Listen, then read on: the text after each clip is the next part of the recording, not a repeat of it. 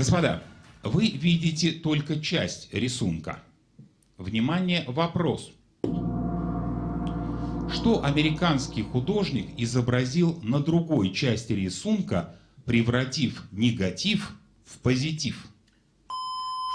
Кто отвечает? У нас есть только одна версия, что появится Санта-Клаус и новогодние подарки. Вместе покажите. Голубка с оливковой ветвью. Вот негатив превратился в позитив. 2-1 в пользу телезрителей.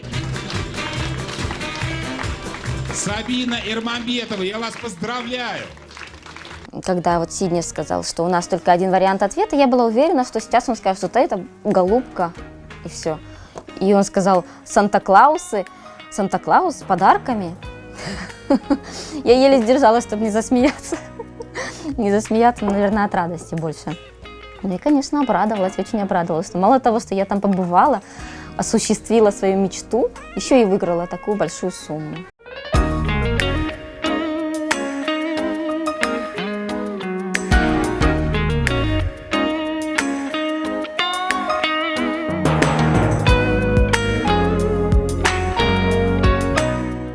Ну а там уже приняли один вопрос, затем второй, третий. 6 раз сыграла, 6 раз выиграла. Ну, то есть я отправила гораздо меньше, чем в Москву, но выбрали вопросов гораздо больше, конечно, туда.